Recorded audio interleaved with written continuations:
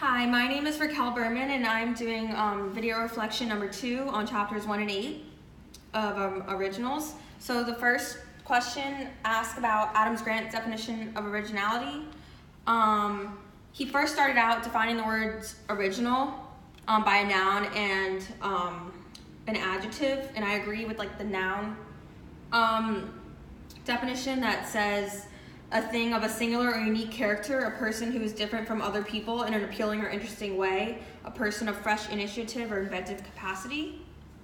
I agree with that because I think that originals, like a person's original work, should not be received from others nor copied.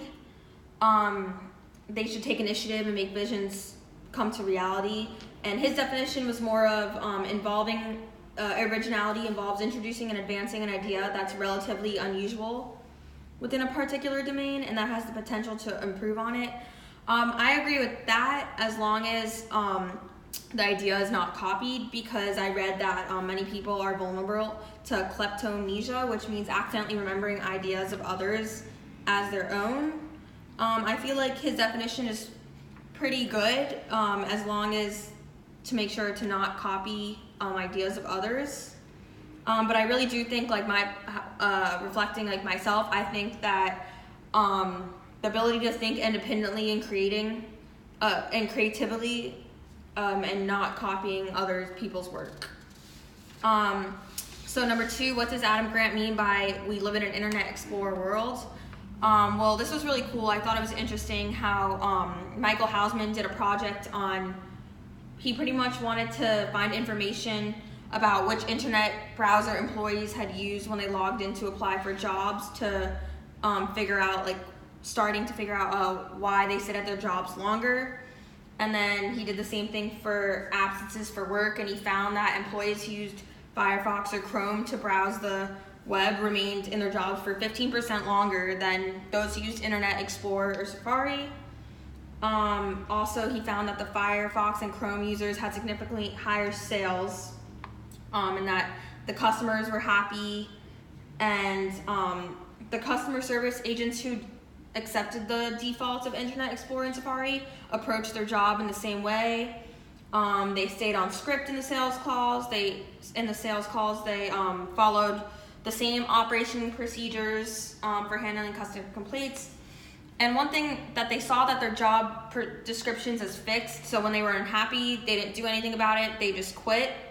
And I think when he means by an Internet Explorer world is, I feel like many people, they don't take initiative to change and to improve upon something. They kind of just see it as accepting their defaults, which the users of Internet and Safari users do. So pretty much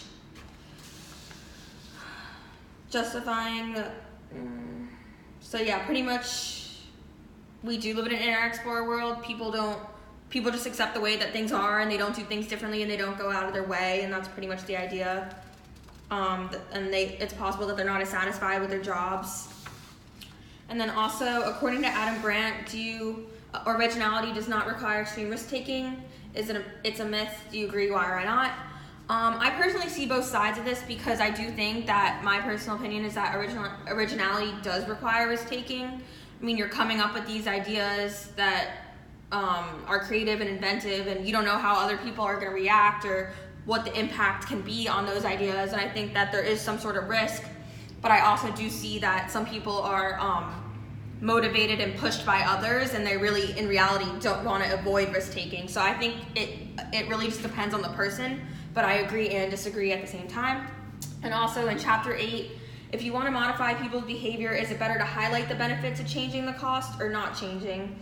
I personally think it's better to highlight the benefits of changing, because it really just depends on how a person perceives the new behavior as safe or risky.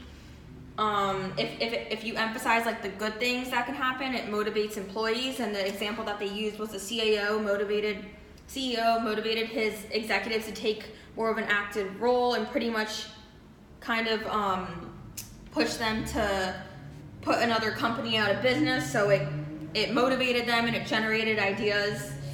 And it really, they worked in groups and they challenged their roles. And I think if you use that approach, you'll get better results. And they were inclined to taking risk by using the company, kill the company exercise. So it was just a motivation, and they were able to change by like seeing those benefits and those opportunities. And then the Serta Povic story, what happened at the Red, please describe her story. What happened at the Red Chili concerts, and overall what can we learn from emotional intelligence and leadership. Serta was a mastermind behind the OTPOR, which was like a movement, youth nonviolence movement that overthrew Serbia's president, Milosevic.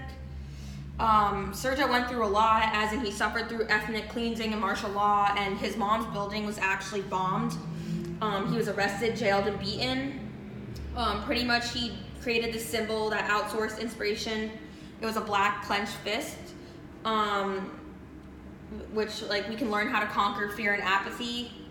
And pretty much what happened at the concert was on New Year's, everyone was expecting the Red Hot Chili Peppers to play. And they gathered around the square, and at 12 there was nothing there, and a message came on saying, we have nothing to celebrate. This has been a year of war and oppression. It's time, this is the year. Like from that, they learned that the intense emotions were needed to propel actions across the company. In this case, like Serta's leadership influenced people to gain a sense of progress and help people deal with doubt and fear. Many people I felt like didn't want to do anything and kind of were in doubt and denial. So pretty much Serta made those apparent and impacted her with her leadership.